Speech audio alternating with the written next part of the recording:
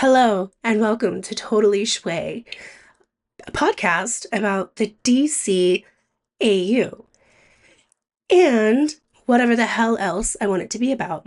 A little bit different intro today because I wanted to film something and I wanted to show you guys some of the proofs that Luke and I have gone through. I have 5 of them with me right now. And that's not all of them. I think that's maybe half of them or a little over half of them. And I am just so incredibly proud of this book because I have seen so much go into it and I have been able to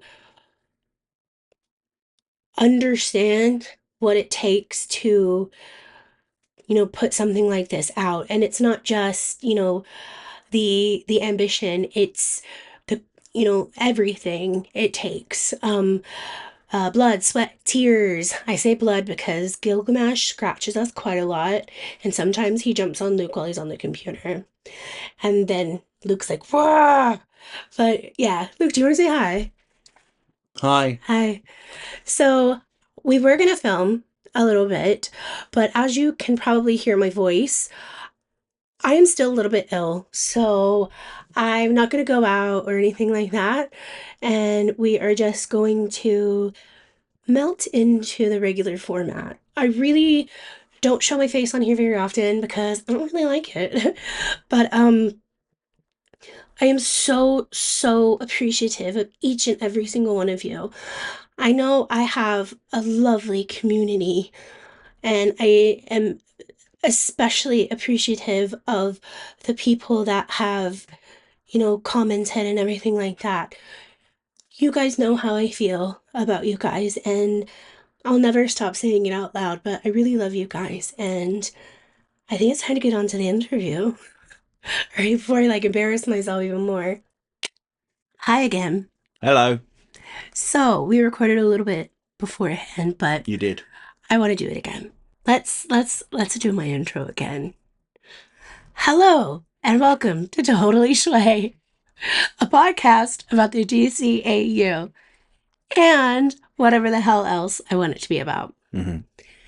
Like I said, today we are going to talk about a book. We are. Yeah. I have some questions. I've actually put them on cards and everything. Do you not want to tell the universe who I am? I'm gonna ask about that. Oh, okay. Okay, first off, welcome, Serum Lake. Hello. For anyone who might not know you yet, Yes. who are you? It's an existential question. Who are any of us? But I am. Well, obviously, my name isn't really Serum Lake, but it's just my screen name. Um, I make videos about basically Batman cartoons, but I've done some Superman stuff as well Mhm. and other shows. But ultimately, my heart belongs to Batman, specifically Batman the Animated Series. Yeah. Um, that's what my bread and butter is. And I actually had someone just the other day saying, "You're wasting your life talking about Batman. You could talk about Teen Titans instead." And I'm like, "Pfft, yeah, whatever." How would you describe what you do and what Rogues Gallery is all about? So I make video essays talking about the characters and episodes, mostly of the DC Animated Universe shows, but I have done The Batman, or sorry, I should say The Batman, and Beware the Batman, and some of the animated movies like Justice League Gods and Monsters. I really just kind of talk about why these interpretations of the characters are so good and why after over 30 years people are still talking about these shows, why they stick with them. I talk about the artistry, the psychology, and really just why these things are great, and I try not to dwell too much on stuff that I don't like. Yeah. What does writing Rogues Gallery mean to you personally? Not as a project, but as your own story. Well, I'll tell you something very funny. So my secret origin was that I went to university to study filmmaking and film criticism and stuff like that, and so I've always had kind of like an eye for criticism, I suppose. Yeah. And I would write like essays at university talking about, at the time it was Batman the Animated Series, because I hadn't really seen much of Superman at that point. Batman Beyond had been out for a few years. Mm-hmm. Um, But I wanted people to do when I say people, I mean other critics. I wanted other critics to write about the significance of that show, Batman the Animated Series, in the same way that they wrote about, old Warner Brothers cartoons, Yeah. the Looney Tunes and stuff like that, or Tom and Jerry, or even filmmakers like Spielberg, Kurosawa, Scorsese, etc. Because I put Batman the Animated Series on a similar level to those. It's one of the greatest shows made of all time, and I'm not just saying that Weird. because I was 6 years old when it came out, and that it had a very deep effect on me. It is a wonderful work of art that was made to entertain children, but it was a piece of art first and foremost, and that means it's not perfect. It has flaws, but that's because it was made by human beings. It was also an educational show without it being, thrown down your throat, I think, as well, Mm. which is probably one of the reasons that people still like it today. Hmm. What made you decide that now was the time to turn your passion from BTAS into a full-on essay collection? I'm going to talk just a bit here. Go ahead.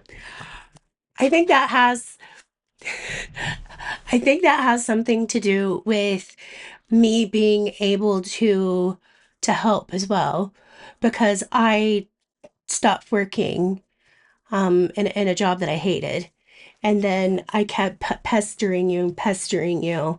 I say help. I didn't help that much. I was just pestering him and saying like, "Oh, okay, but you have an order for it. You should put it in order." And then that kind of like when Luke has an idea, it's great because you can see the cogs turning with what he's doing because he just does it. Sometimes he, you know, needs a little push. And with that, I think he was just tired of me being pestering. No, you sell yourself short there, Mary. You do lots of other stuff, but initially I Mm-hmm. didn't actually complete my story thinking about it. Oh, My sorry. origin story. No, I stopped and I was like, there, origin story's done, but it's not. So like I was saying earlier, I wanted people to talk about why these shows were so good, and I've been thinking about it for nearly 20 years. Yeah, And I stumbled across Watchtower Database on YouTube, and they do good videos talking about amazing. these shows. It's more about like the in-universe lore and stuff like that. I hate the word lore, but I just said it. And like timelines and stuff like that, which is cool. But I'm less interested in stuff like that. I want to talk about like the artist's intentions and what these things actually mean, Mm-hmm. or what they can mean. And I started like writing a book after Kevin Conroy died because I felt real profound sadness. We'd just seen Wakanda Forever, which is a film about like the hole, the void that people leave in your lives when they die. And Yeah. I'd come out of the cinema, found a whole bunch of alerts on my phone from people messaging me, saying, "Have you seen this? Have you seen this? Have you seen this? Have you seen this?" It's like Kevin Conroy's died. I'm like, "Oh my god, Batman's dead. Oh, I need to go and sit down." And I I was just miserable for weeks afterwards. yeah, I remember that having such, an effect on you because it wasn't just a celebrity dying because Kevin Conroy, everything he did, there was something behind it, whether that was passion or, wanting to make the world a better place or anything like that. And Yeah. I think you saw that at a young age as well. Yeah, I did. I did. But then I was talking with someone and she said to me, you should try and do something creative out of this. That's the best way to process your negative feelings. Do something creative that will work for you. So I started writing a book and I wrote about 50 pages just about Feet of Clay Part 1 because that episode really upset me as a child. Um, and I was sitting there, I was thinking to myself, who the hell is going to read this? Like, I'm just some nobody. So what I decided to do, rather than do like these massive, extensive videos like Watchtower Database do, I decided to focus on doing bite-sized, just quick summaries, just talking about a specific element that interested me, just a very brief essay. And it's all just kind of grown from there. About 6 months in, 8 months in, when I was the first video I put out was relatively successful. It had like 7,000 views in the first 24 hours, which I thought was amazing. And I thought, oh, if every video is like that, this is going to be a breeze. It wasn't like that. Most of the videos struggled Yeah. for the longest time. It wasn't even as I was saying, 8 months in when I actually started to think, you know what, actually, maybe I should keep going. There were many times along the way where I thought I should just quit this. Nobody cares. No one's interested. I'm just talking to myself here. But I'm glad I stuck with it. Yeah. And I admire you for that because I am one of those people that, yes, of course, I'm going to make it about me. Um, Uh, I am one of those people that I get too overwhelmed and I think, oh, if nobody else, if I don't, if I wouldn't watch this, then blah di da di da. But with you, instead of breaking down and saying, oh shit, nobody's gonna watch this, you're like, and yeah, and you ended up making better videos and you were more in tune with what you wanted to do because you had nothing to lose from it. Like you literally just put things out there to put things out there. And then obviously you have now got this really awesome community and it's because you didn't give up. yeah, And I've said this before and I'll say it again, but I do admire that and it has helped me. I mean, I've known you for 20 years now. yeah, Um, and it has helped me so much, especially in the past year and a half. Um, Obviously in our personal life and everything, to not give up on certain things or to try something different hmm and keep going and not telling people about it. And I really love it. yeah. And, I think that probably that this is going to sound like I'm patting myself on the back a bit here, and that's not my intention, but I literally just, in my hands, I have here two books. One is Beyond the Bat by Stan Berkowitz, who is a writer from Superman the Animated Amazing Series, Batman person. Beyond. And he inscribed in this book for me, for Luke, thanks for everything, Stan Berkowitz. Then Dan Rieber grabbed the book off of him and went, I want to write something. So this is when I met them at LA Comic Con. And Dan said, for Luke, thank you so much for the wonderful videos, Dan Rieber. And he did a little drawing of Batman smiling. Yeah. And I went to LA Comic Con. Just the only intention I had was to go and speak to them for a little bit. I ended up being there for like 6 hours each day, just like doing the rounds, talking to them for a little bit, and it was tremendous, really tremendous, and it's all come about because didn't Yeah. didn't give in, just decided to keep going and see what happens. Yeah. And that's my advice to everyone out there. Don't be afraid to gamble on yourself. Put yourself out there. What's the worst that will The thing happen? is, you are going to fail. Oh yeah, yeah, yeah, You are going to fail. yeah. There will be failures, but every failure is a learning opportunity. Yeah. All right. The essays are analytical, hmm but also emotional. Was there a personal reason you connected to the themes of these characters?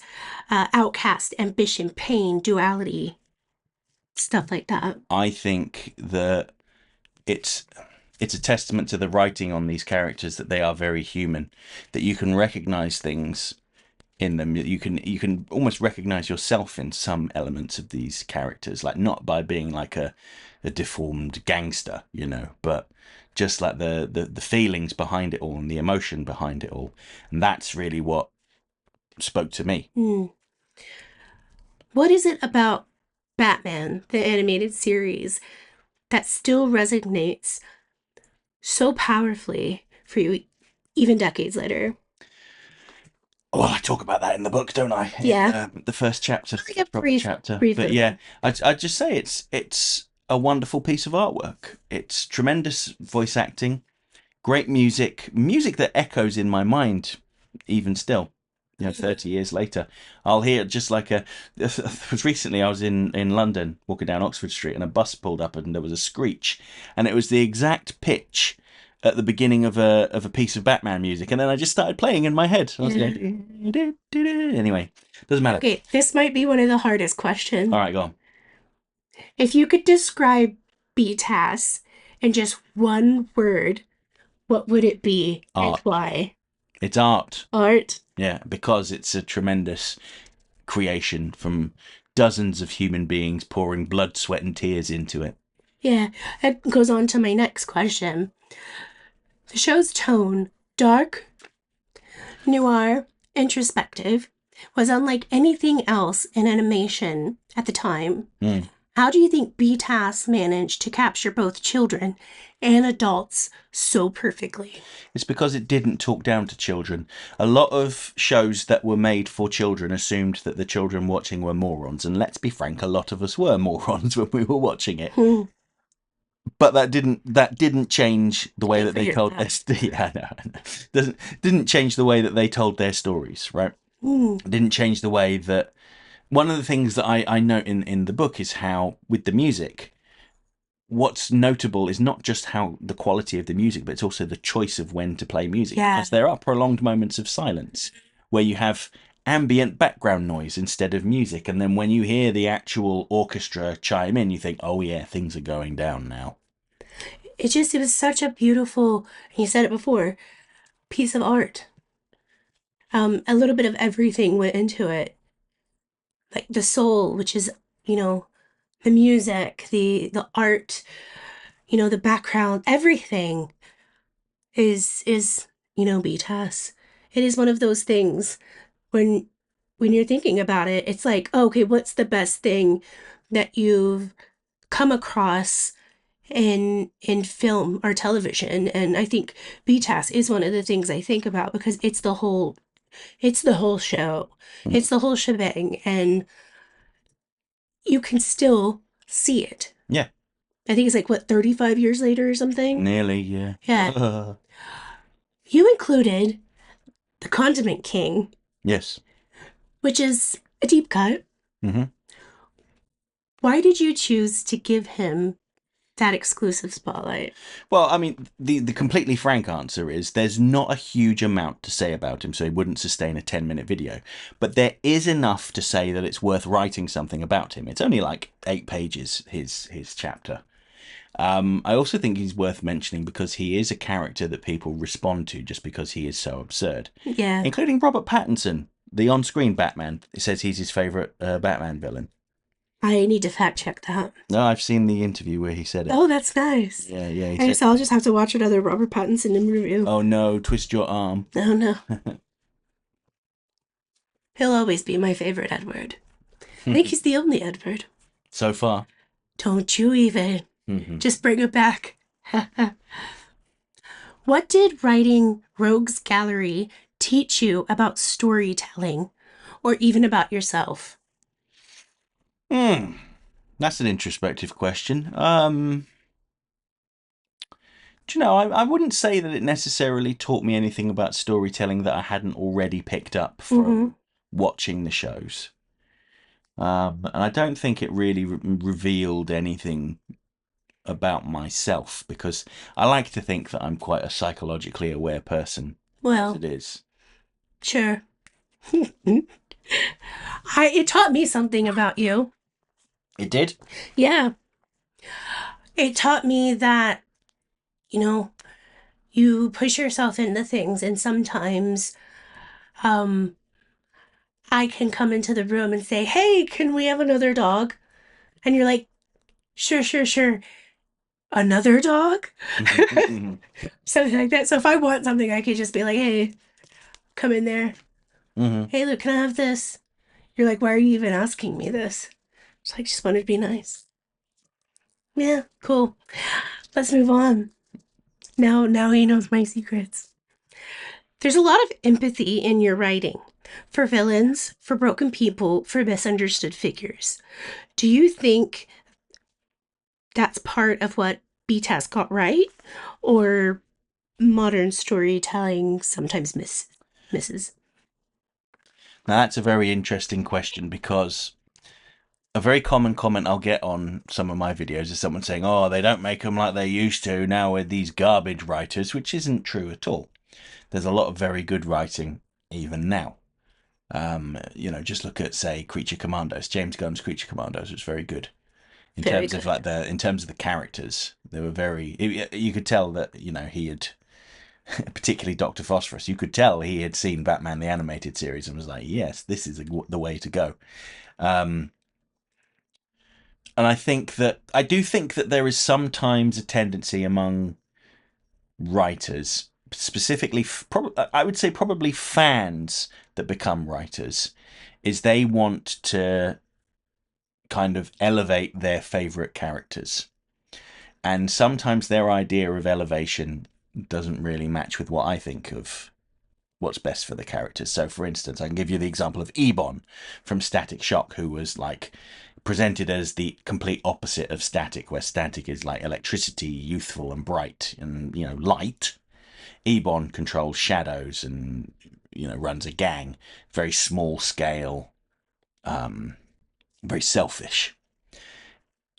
In the modern comics, he's been rewritten as an anti-hero out to get revenge on people and rescue his brother and so on. You know, that is one way of doing it, Yeah.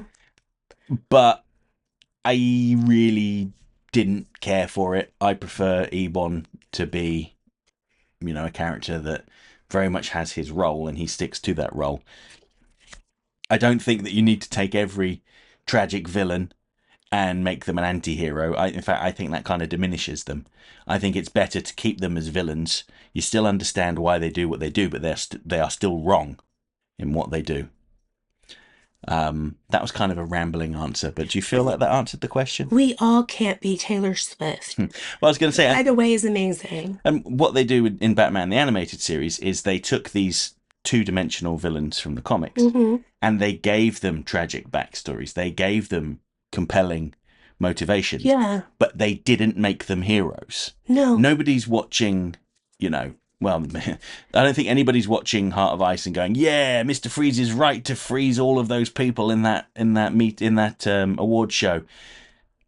Do we think it's a terrible tragedy that he froze Ferris Boyle? Probably not. And people who idolize the Joker, thinking that that is the way to go in life, obviously miss the point. Well, yes, yeah, there's exactly that. Yes. So I hope that answered your question. Sure. Good enough. Was there a rogue you found yourself understanding or sympathizing with more deeply after writing about them? No, but I think I came to appreciate the Clock King more after writing extensively about him, because even when I first started doing those videos, I did like a little joke coronation special when Charles became king, talking about the Sewer King, the Condiment King, and the Clock King, and mentioned Tom King as well because he was the Batman writer at the time. But since then, I've done like a full proper video about the Clock King, and I've gone, okay, actually, I like that he is really fixated on Hamilton Hill, and Hamilton Hill's got no idea who he is. He can barely remember him. I just Yeah. really like that element of his character. Which essay was the hardest to write? In the book, Mm-hmm. can I have a look at the copies so I can actually remind myself which ones are in here? The hardest one to write would have been. Those were all easy. Those were all easy. Oh, I'll tell you what, it's not so much hard, but the essay about lockup. So I think a mistake I made with my video about lockup was assuming that most people have actually got a sense of humour. And actually, it is true. Even looking at the way I gauge how successful a video is okay, it's about views and audience retention, but it's also about likes and the like to dislike ratio. Now, Lockup's video is probably my most disliked video, but it's still got a like rating of, I think, 92% now. So there's 8% of people that watched it did not like it, probably because I made some very broad generalizations about conservative points of view. Tried to keep it streamlined, not to dwell on it too much, but they kind of missed the point. So with the lockup essay in the book, I've expanded on specifically what I mean. Yeah. Ended up adding a couple of pages to that. Well, you've expanded on quite a lot of them, actually. I mean, yeah, they've all been expanded. Even when we submitted what I thought was the final draft, I changed my mind and went back and added more stuff, and it ended up adding 7 pages to the book. Okay. What do you think Lockup would be thinking about the current political climate? Oh shit? Or I'm out. Neither. I think he'd be like standing with the ICE agents, wearing his MAGA hat, going, yeah. We are not. We do like Ice Cube in this household and chilled drinks, but we do not. We would not be standing with them. I would be helping people get lawyers and uh, dissing people that stood in my way of helping the people that helped make that country. And that's why Mm. I have just got word that, yes, yes, I can hear it now in my ear. I will not be going into syndication. Okay. You've built this thoughtful, analytical presence online, but there's clearly a lot of heart in your work. What do you think that emotional depth, or where do you think that emotional depth comes from? I'm generally an empathetic person, so that's probably where that comes Yeah. from. I you get it from your mom. You reckon? Well, and your dad. Hmm. Hi, Dad. I think I paid a lot of attention to the lessons from. Oh, and your grandparents. Yes, well, yeah, a hereditary thing, I Yeah. guess. But I paid a lot of attention to the lessons of the media I consumed. So, I watched X-Men. I took a lot from Charles Xavier's teachings Yeah. about how just because someone is not air quote normal because they are different, that doesn't mean they don't have a right to exist. They may have, a lifestyle that doesn't appeal to me, but that doesn't mean they're not allowed to have that lifestyle. Um, I think those are really. I think X-Men and Batman kind of were the foundations of my beliefs. Yeah. I paid attention to what was said. I'm not one of those people that goes, "God, I love X-Men so much," and then like, "Oh, I don't like gay people." I'm like, "Well, And what is wrong obviously with you you?" weren't paying attention to what they were saying. Yeah, yeah. I know. Yeah. I tried having a conversation with someone that was writing some homophobic stuff on there, and he had an X-Men um, profile picture, and I was like, "So you say that you're an X-Men fan, but you're saying all this stuff about gay people?" He's like, "I only like X-Men because of Magneto." I said, "Yeah, but you do realize Magneto is like the minority there, right?" He was like, "Yeah, I just like it how he beats people up." I'm like, "Oh my god, okay, Oh, all right." yeah, sure. There's I learned so much from Batman and X-Men. Just not they didn't tell me how to be. They didn't, teach me what something was, but what they did teach me. So they what they did teach me was what I didn't want to be. Hmm. I did not want to be a person that, hated people just because of, they were a little bit different. Hmm. Did I have to learn that lesson further down in life? Again, absolutely. But what was great about it is X Men keeps being reinvented, and so does Batman. And we still get these amazing teachings, and yourself included. You grew up with this, and you grew up not hating people for how they looked or, who they were in love with or anything like that. Hmm. It's, okay, that's literally it. And I think that's the way that it should be. Yeah, So, yeah, yeah. I mean, I would say that because that's what I think, but yeah. What's the moment across the show or your essays that still gives you chills or makes you tear up? oh, all right. So it gives me chills. I will always, always love the closing moments of Two Face Part One, where Harvey Dent sat in his hospital room and he goes, "Give me a mirror now!" And then he sees himself and he screams. Yeah. He runs out of the room clutching his face and he turns around and the lightning strikes. Mm, So tremendous kudos to Kevin Altieri for storyboarding that. And beautiful. Bruce Timm, funny story. So Kevin actually turned in his storyboards, and someone, I think it was Dan Reber, was gonna like do what's called tidy up, where they just kind of tidy it up. Bruce Timm saw them and went, "No, give that to me." Snatched it off them and ran off to his office, and he handed them back in where he'd tidied it up a little bit, but it's such a wonderful moment that I love it so much. I can remember being 7 years old when that episode came out in the UK. We were on holiday in Llandudno, Kind of no. sat in the hotel, and they had a small TV like mounted on the wall, and I was sat with my neck arced back, so that I could see the TV screen. It captured my attention for the whole 20 odd minutes. It was wonderful. And one that makes me tear up always is when Annie sacrifices herself Oh in God, Growing yeah. Pains. I'm like, oh no! I was doing some videos over the summer where I'd made multiple references to that, and I'd always just have to take a break and go, oh God, I feel so sad. Yeah. It's it's a beautiful moment. I know technically that's the new Batman Adventures, but it still counts. If Bruce Timm or Paul Dini heard your podcast or read your book, what's the one thing you'd want them to know about how their work impacted you? I think the one thing they should know is that their work has had a big impact. Um, I don't think Bruce Timm will read my book, Bit but I'm going to send a copy to Paul Dini's agent. So who knows? Paul might read it. Um, of a try hard, sir. what do you mean by that? I'm just gonna send it to somebody's agent. I'm like, how did you get his agent? How did you get that? It's on his website. It says if you've got a professional want to make a professional connection, here's my agent's Okay, because details. I thought I was the stalker in the No. relationship. I mean, I tried talking to Bruce Timm's agent as well, but they were just like, nah. And I was like, all right, fair enough.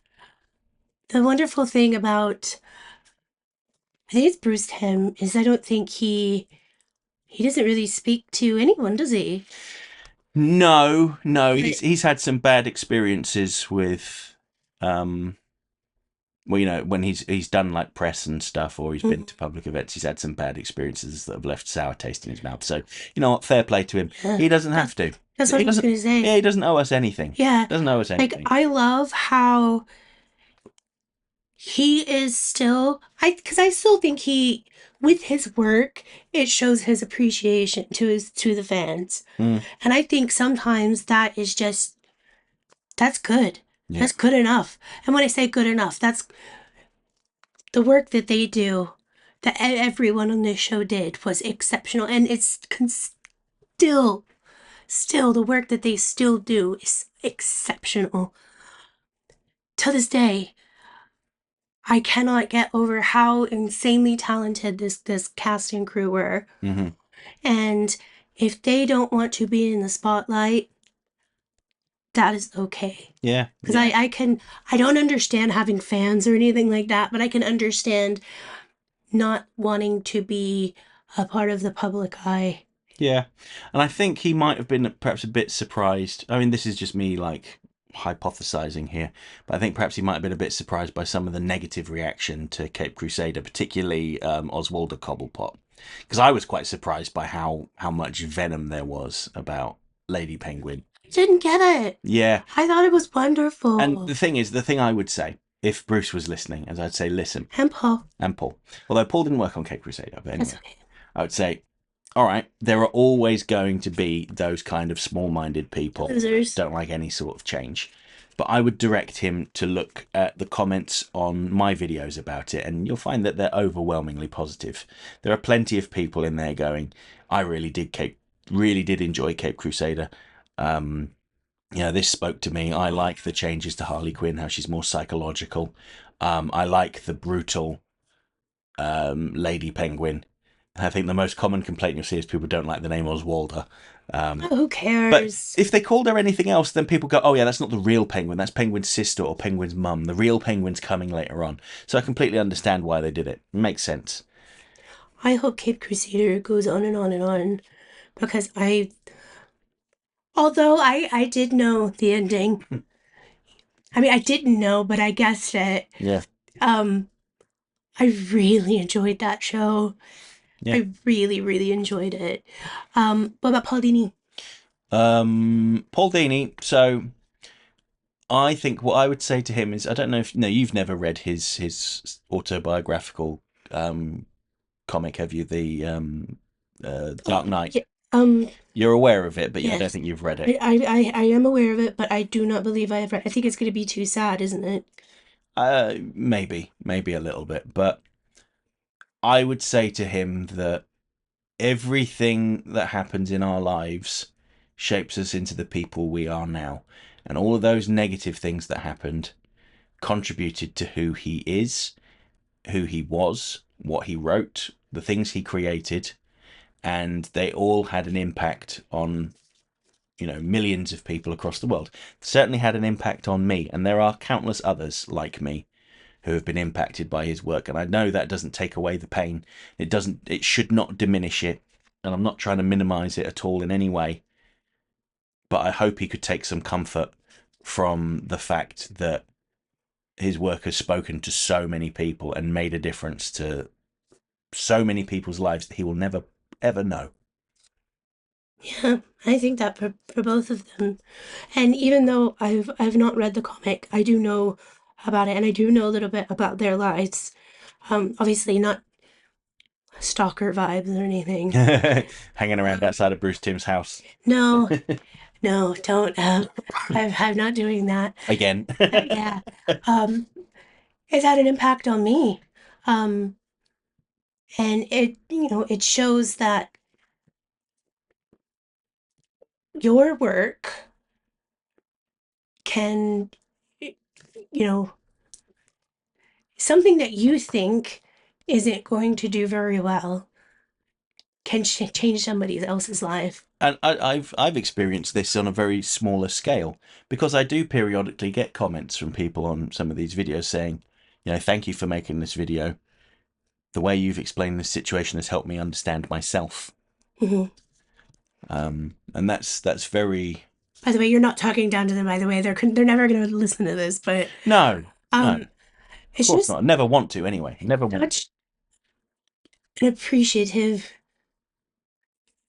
vibe. Well, I like to think so. Okay, so what was it like to have people who worked on B tasks contribute to your project? That must have felt surreal. It was a dream come true. So, something I didn't realise initially is that I'd been told that John Calmette really hates looking backwards. So John Calmette was a background painter on Batman the Animated Series, and he's had a very long career in animation. And he's painted the cover for my book Rogues Gallery. Now, I didn't realise that he didn't like looking backwards, because he doesn't like going back to the BTAS style, apparently, because he wants to keep developing and keep moving forward and other reasons. But I went to him and said, could you paint me a cover that's in the Batman the Animated style, a cityscape perhaps, something that screams Batman the Animated Series without violating Warner Brothers copyright? And he said yes. And I think he's absolutely nailed it. And, he said he'd be happy to do something similar for the next book as well. So I'm ecstatic about that. Something really cool about when I first saw, and I'm not sure if I actually made this comment out loud, but when I first saw the cover and the back cover, I was like, this is Luke's dream life. Like, this is what he would want to have in, if he were in a movie or something. Yeah. Yeah. Yeah, and having Dan Reba write the foreword for me as well was tremendous. He's so kind and complimentary. Dare I read an excerpt? No, I'm reading the excerpt. No, people are gonna wait. They're gonna wait. I'll tell him to buy it. He's written just over 2 pages, so it's not massively long as forward should be. Your book, you can do whatever you want. Well, I'll read the first. I'll read the first paragraph so that then they can get a sense of what's to come. So imagine this is Dan Reba speaking. In 1991, I started working on a show that changed my life and the face of animation cartoons forever. Batman the Animated Series was profoundly different from the action fare that had become the norm on television. The success of the 1989 Tim Burton Batman film changed the way the character was perceived and allowed us the freedom to finally make a cartoon that was more serious in tone than the camp character that had spawned Batman mania in the 1960s. That's all you're getting at me. And although others didn't write anything for the book or whatever, when I say contribute, I'm also talking about the friendships. Yes. Because you've got to speak to people like Brad Rader, Kevin Altieri, and my favorite Poison Ivy. Oh, Diane. In fact, you've just met her. You're not actually her friend. You know what was very funny? So when I came up there and I was saying hello to everyone, shaking hands, Diane Pershing stood up and she pointed at me and she went, Who are you? Oh I went, I'm nobody. my gosh, she is beautiful, by the way. I have no idea how old she is, but I can only wish to look that beautiful at the young age of what, 37? Is she 37? Yeah. Obviously, I'm kidding, but I'm not kidding about her being beautiful. Yeah, you've made so many friends, not just in writing this book, but just doing this, being on Yeah. this channel, and it's Yeah, yeah. I oh I do quote quite a few of them in yeah, the book, and I do acknowledge them in the afterward. You know, there's who have I thanked, and where was it? No, no, no, no, no, no. Yeah, so obviously Dan and John, but then there's Brad Rader, Randy Rogel, Steve Perry, and Kevin Altieri. yeah, And also Ty Templeton for getting angry at me for misquoting something and setting me straight. yeah. As he should, Yeah, yeah, as he should. as he He was should. fair, and I said he was fair and just in his reaction, Mhm. and he was very nice from that point onwards. What's your hope for readers when they finish the book? What feeling do you want them to walk away with? I want them to feel like it was a good use of their time reading the book, and hopefully, not just will they understand these characters better, but maybe they might understand themselves a little better too. You did work with somebody else on this book, and I don't know if I mean, you're talking about yourself. uh, Yes. I'm joking. I You think it mentioned it at the start, didn't you? and the middle Yeah. as well. I this is the first time I've edited a book. Mm-hmm. Did I do a good job? I don't know. Yeah. Any criticisms of the? It's gonna go in the suggest feedback and suggestions box that Gilgamesh. I don't think he's ever looked at it. I thought you were going to say his litter tray. Oh no no no no! Could you imagine? He'd be like, Get it out. "Get Get it out!" out. Okay, and finally, if you could step into Gotham for one night, not as Batman, Mm-hmm. but as yourself, Mm-hmm. where would you go, and who would you want to talk to? Well, just to be clear, I never think of myself as Batman. I'm far too physically lazy. I think if I stepped into Gotham City, the first thing I tell you what I wouldn't do. I would not be going to any factories, any research labs, Asylums. or asylums in the middle of the night. No, thank you. In fact, I probably wouldn't even go there during daytime because Batman the Animated Series taught me it's nighttime, stay at home. Do not go out to a factory with a gangster. Do not go looking for a chemical in a research and development lab. Don't do anything stupid like that because it only ends badly. And if there's lightning or rain outside, Stay inside. don't go out. Yeah, do not go out in the rain. You'll end up falling in the sea and dissolving. So who would you go see if it were like dusk? Oh no, dusk is far too close to dark. Soon as that sun, basically at 2 p.m, that's it, I'm going home to bed. Okay, so who would you go and talk to? Oh, I don't know. Summer Gleason, why not? I'll go say, hello, Summer Gleason, tell me what's going on. You'd probably go to some food places. Yeah, probably. Iceberg Lounge. No, I wouldn't go to the Iceberg Lounge, no. Um, I can't think of anything you'd want to go to in the dark. No. Okay, so where and when can we get our hands on this book? Well, you spoiled the answer to this because you did a community post telling everyone where it was and course. when it comes out. I didn't But say when it came out, did I? you did, yes. It's Okay. fine. It's not a problem. The answer to that question is you can get it on Amazon from the 11th of November, so 11/11, regardless of where you are geographically. And it is available globally.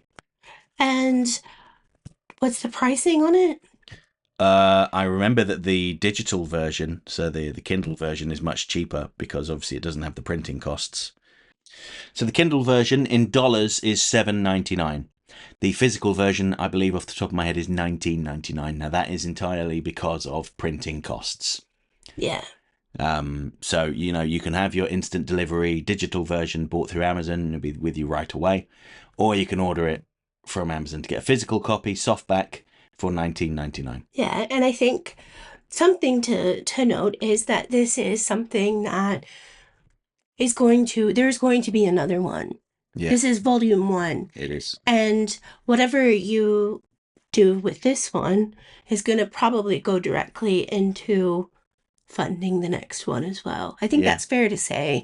It's not, I think being transparent about it. Being transparent about it, I'd be very happy if I recouped the costs of paying John Calvert for the cover. Yeah, but being transparent about it, as we always endeavor to be, is I think it's really important. Yeah. But it's something that we want to continue to do. Yeah. I could make a joke here about all it cost me to get Dan Reber to do the forward was to take him to Cheesecake Factory. Didn't he drive though? He did drive, yeah. Yeah, but I paid. It's fine. I paid for it. Is it? It's not very expensive there, is it? Honestly, I don't know. It seemed fairly reasonable when we went there. But mind you, we don't like go out to eat very much, do we? Because No. we cook like our own food, but also we know London prices, and a hamburger in London or like a chicken burger, which is what I would order, is going to be something like £16 for a bunless chicken burger, basically a piece of chicken. Whereas if you buy it in, the town we live in, it's going to be like $6, or not $6, £6. Mm-hmm. So yeah, there's a reason why we don't go out very much, because I can't find any really good restaurants after our favorite one unfortunately ceased operations. But we don't talk about that because it makes us cry. No, I really wish we could have taken all of them there. Um, They would we're have talking loved about it. Park Row, by the way. It was such a great place. Anyway, that's the end of my interview. Oh, okay. So how did I do? I don't know. Answers in the I was postcard. trying not to cough, and I don't know if my throat made weird noises. Yeah, who cares? It should be fine. Should be fine. So I wanted to end this off and just again saying thank you guys so much for the the views, for the listens. Even if you don't buy the book, your presence on this earth to us is still important. And I need you guys to know that no matter what happens in life, what politics you have, or, what color your hair is, or whatever, the community that you have given me has, done amazing work on me, and it's helped me become a better person, and it's helped me in my health journey, which is a long process. But I think, you know, we don't always appreciate, or we don't always show the appreciation that we should to people that we respect and that care for. So there's a reason why I do that here, because I do appreciate you guys and I do respect you guys, and I cannot thank you enough for being a part of my life and helping me become a better person, and giving me the opportunity just to sit here and talk and not feel like a complete loser. So thank you so much for listening to this episode. I am going to have a nice weekend drive with Luke tomorrow and hopefully have a relaxing weekend. And then a busy week ahead, I think.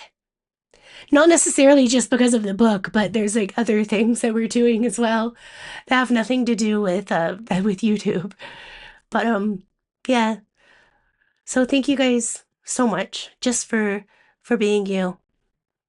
What do you say, Luke? What say you? What say I? I say join us next time when we're going to talk about something else entirely. But I can't remember what it was. Why I love Harley Quinn. That's what you want to talk about. I don't know, I just said it. All right, fine. Then that's what we're going to do. Why Mary loves Harley Quinn. That's it. I'm surprised we haven't done that yet. Do you know what? We did do a Harley Quinn episode, but it was more about Arlene Sorkin, wasn't it? Because she Yeah. had died. So yeah. God, I miss her. All right, guys, I love you. If you want to get the book, we'll link it. If not, that's still fine. Come back and talk to us about Harley Quinn later. Bye. Thanks. Bye.